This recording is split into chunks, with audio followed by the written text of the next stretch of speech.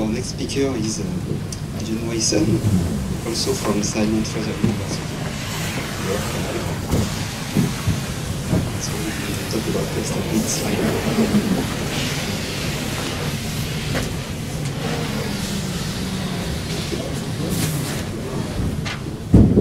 Okay, so good afternoon everyone. My name is Junwei Sun. I'm from Simplified University. So today I'm going to present this paper titled Extended Sliding in Virtual Reality. So this is a paper I co-authored with my supervisor Wolfgang Stuerzlinger. I promise I will explain the title a little bit later, but first of all, as we are in the manipulation session, I think we can all agree that manipulation is important. So in the real world, 3D manipulation refers to like manipulating the real object with one hand or two hands. But in the context of 3D user interfaces, it means manipulating a virtual object in a virtual 3D scene. So 3D manipulation is widely used in, for example, when you are doing 3D, when you're doing CAD design on a desktop computer, when you are like playing a VR game and you are trying to manipulate the object in VR, when you are playing a 3D game on a touchpad, or even when you are manipulating some 3D content in the AR scene. So in this work, we are focusing on to improve 3D positioning in virtual reality. Basically, how to make moving objects in 3D faster and more accurate. So as promised, I will explain the title. So what is sliding, right? So sliding is a drag and drop technique for moving 3D objects. So sliding is a technique developed for desktop to make moving objects faster and more accurate. So here's a video of sliding. So basically, the user performs selection of the object by simply clicking on the object, and then the user can move the object by the user can move the mouse to slide the object on any surface in the scene. So basically, it's just like drag and drop in 3D. So in sliding, we make three default assumptions. First one being the object is always in contact with the scene.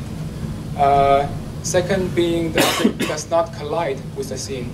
And the third being that the object is always visible to the user, or at least partially visible. So those three assumptions are based on the real world observation. So in a study done in 2005, it is shown that sliding is significantly faster and more accurate than 3D widgets, which is the industry standard way in 3D CAD software to move a 3D model.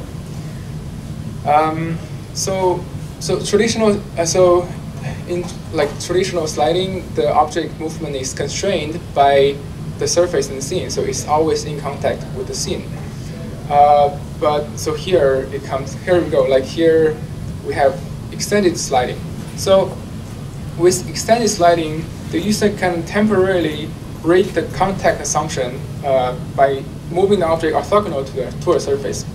So basically, here's the video of extended sliding. So the user can perform basic sliding as usual with the mouse, but once they are holding down the mouse button, they can press on the Shift key on the keyboard to move the object orthogonal to the current surface. So basically, it breaks the contact assumption, and the object can start floating. So you can force the object to float. Once the user release the Shift key and then move the mouse again, they can move the object parallel to the original sliding surface.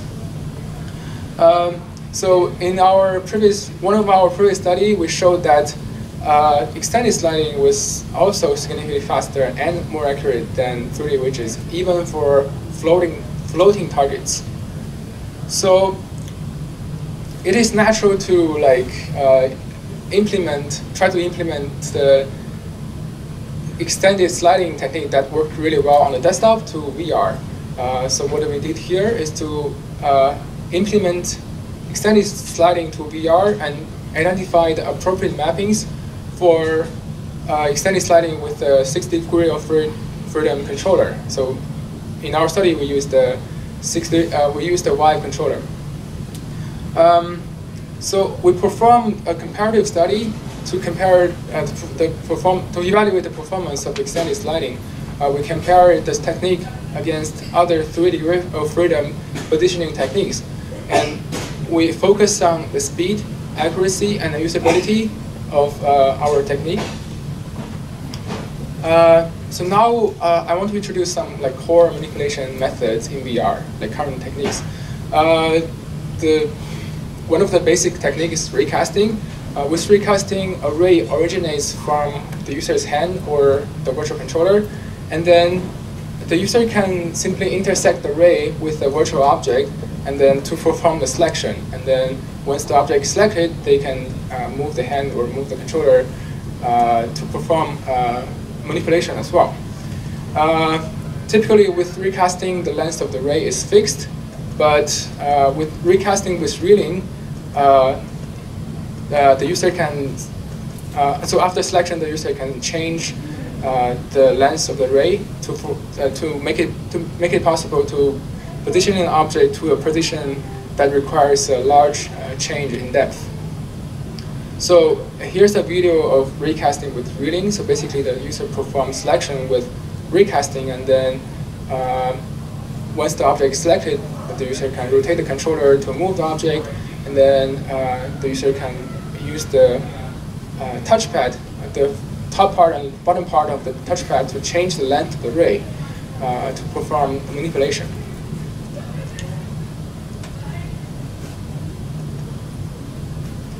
Okay, so another basic technique, basic manipulation technique in VR is virtual hand.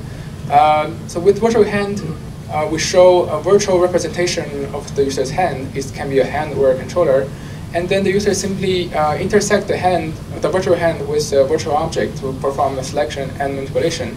Basically, the object will follow the hand movement. Virtual hand is typically used for closer objects, but the go-go technique extends the range of virtual hand. Basically, with the go-go technique, they use the nonlinear mapping. So basically, if the virtual hand is like close to the user, if the user hold the hand closer to himself, there will be a one-to-one mapping between the real hand and the virtual hand. But if the user try to extend their hand, there will be a nonlinear mapping. So this make it possible to select a far-away object. So this is our implementation of go-go. Basically, as you can see here, like the initial position and the target position are far away in depth, but with go-go, we make it possible for selection and manipulation. Yeah, and we use the virtual controller to represent the user's like virtual hand. And the Homer technique combined recasting and virtual hand. Basically, they use recasting for selection and then virtual hand for manipulation. So those techniques, they all have their like different drawback. Some recent work. So here I want to show some like recent work, like different genres of recent work. Some techniques, such as the prism technique, they try to scale down the control display ratio between the hand position and between the user's hand and the virtual hand with a slower hand movement. So basically, so they do it to try to increase the accuracy of the positioning. So once you move the hand really slow, it will like scale down the CD ratio.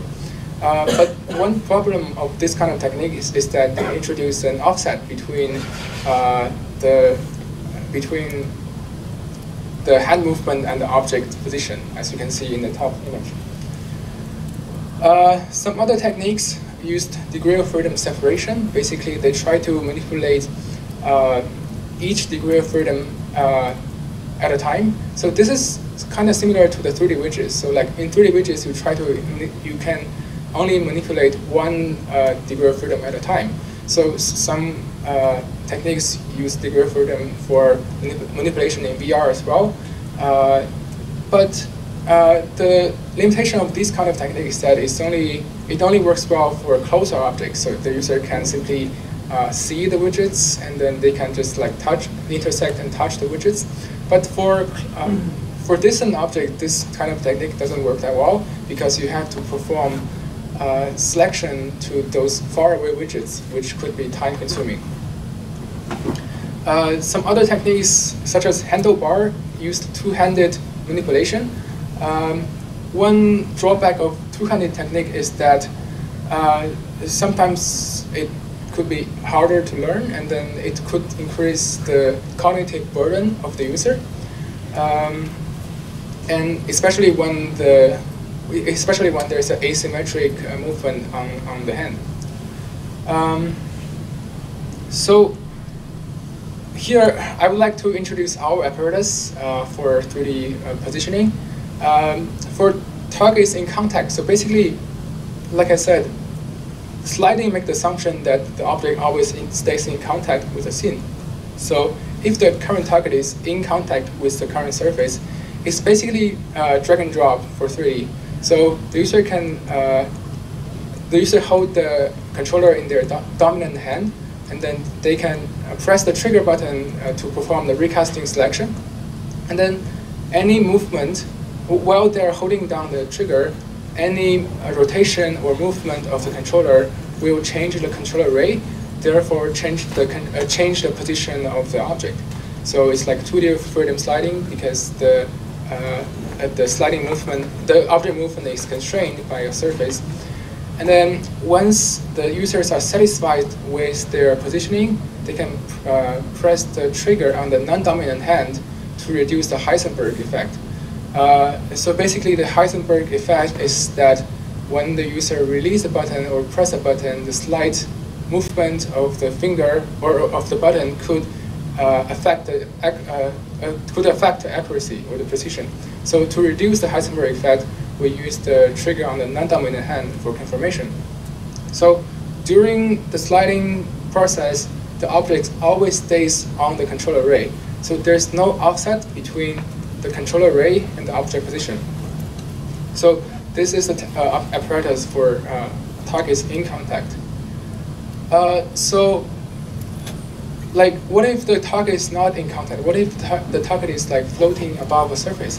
So in that case, the first two steps are the same. So you just still performs recasting selection and 2-degree freedom sliding by moving the controller, but there are like 2 extra steps.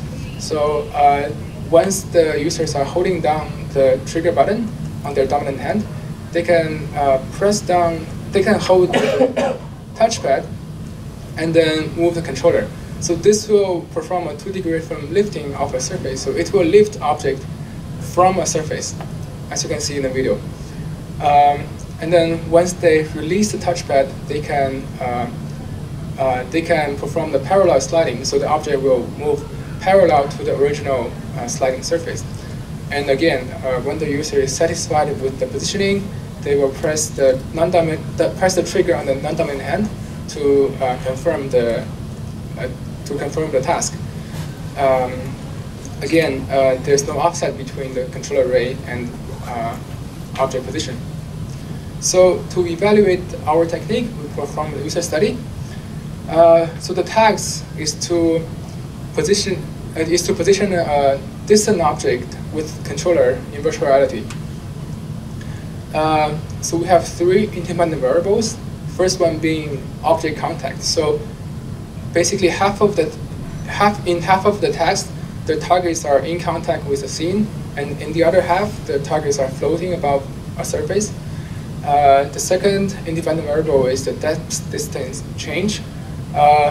In half of the task, the initial position of the object and the target position of the object, they're closer in depth. So there's a small depth distance change. In the other half tasks, there's a large depth distance change.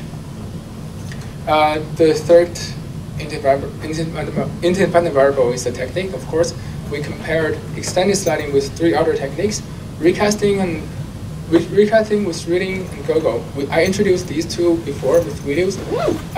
The last one, go-go plus prism, is simply to apply the change of CD ratio in Prism to GoGo. And of course, this means that it will introduce an offset between the controller, between the virtual hand and the object.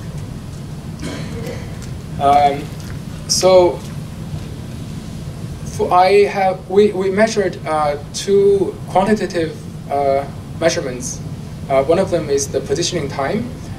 Basically, the timing starts when the selection is finished and ends when the user presses the confirmation button on the non-dominant hand. The other quantitative measure is the positioning error. So for positioning error, we calculate the distance between the object and the ideal target position. So that's the absolute distance. And we use the absolute distance and divide it by the object size to get a relative error. And we also ask some like qualitative questions, such as the ease of use, the perceived speed, and the fatigue of the techniques. For those questionnaires, we use the 7-point Likert scale. The study has a within subject design, and we recruited 12 participants, one of them being female.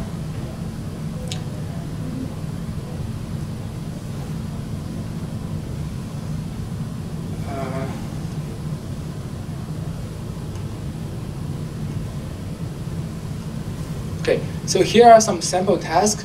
So on the left, as you can see, the target, the object is rendered as semi-transparent, and the target is in contact with the scene, in this case on the floor, and then there's a small depth distance change. So on the right, as the closer transparent object, that was the target. So the target is floating above the air, and there's a large depth distance change. And here's the result of the first study. So as you can see, the GoGo technique basically used like non-linear mapping with virtual hand. That technique was fastest, and also there's no significant difference for error. And as you can see, our sliding technique did not perform that well, but there are some additional results. So extended VR sliding was fastest and most accurate for targets in contact. And also, GoGo was faster and more accurate than GoGo plus Prism. So basically, I think this means that the change of CD ratio introduced by Prism doesn't help. And also, recasting with reading was slowest for large depth distance change. So basically, when there's a large depth distance change, the user have to like press down the touchpad to change the length of the ray, which in this case it was shown to be the slowest. And also, the user found that the mode change in extended VR sliding was difficult to use. So basically, when the target is floating, the user have to change from the sliding phase to the lifting phase, back to the parallel sliding phase. So some users found it difficult to use.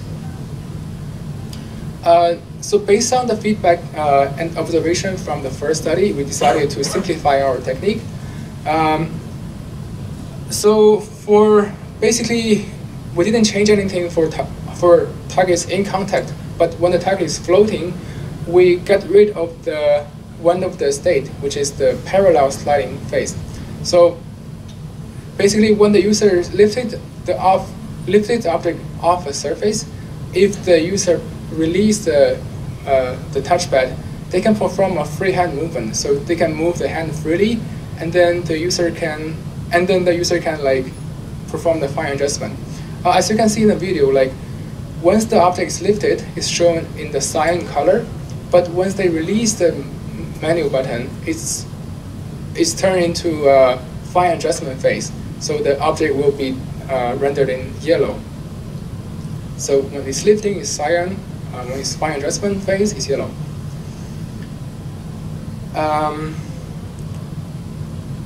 So we performed another study to evaluate the performance of the simplified technique. Again, we had the same task.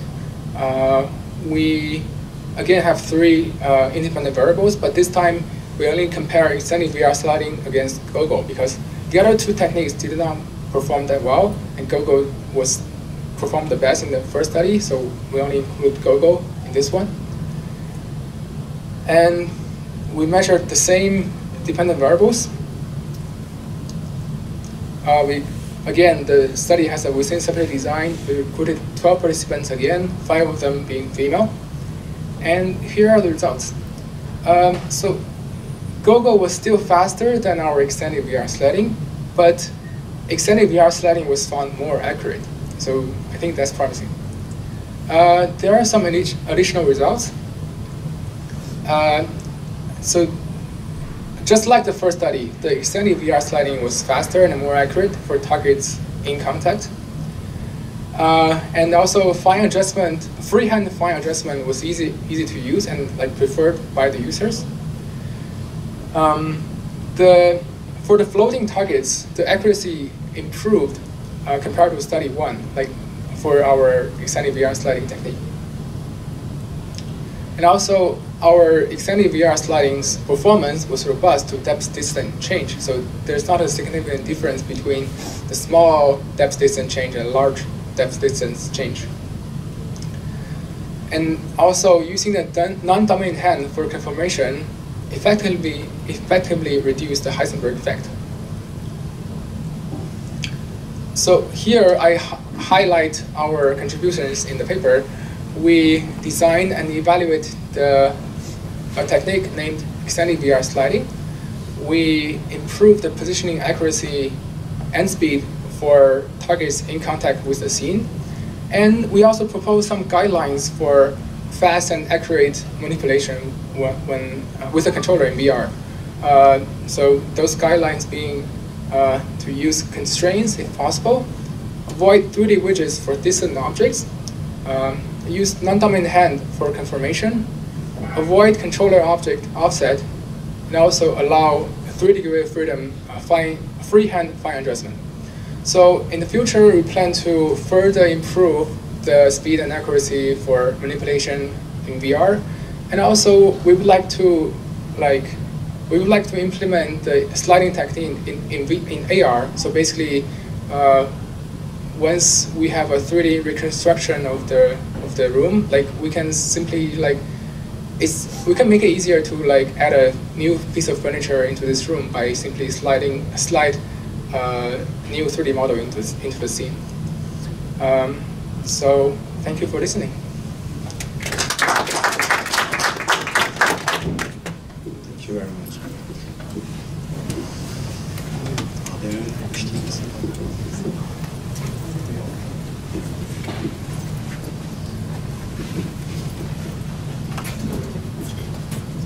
Thanks for the talk. Really interesting work. You have any comments on? It was mostly translation. Yeah. Have any comments on how something similar could be used for rotation of distant objects? Oh, okay. So thanks for the question. So basically, the sliding is the constraint-based technique. So we assume that the translation is constrained by a surface. But I think we can apply some constraint to rotation as well. So for example, if you want to rotate a box on the surface, we can simply rotate the object and then try to snap the object to the surface at all times. So basically, the object is always in contact with the surface. So yeah. So basically, I agree that constraints can be used for rotation as well. Yeah.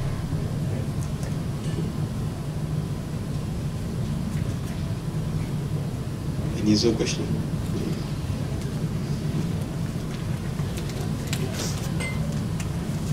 Hello, thanks for your talk.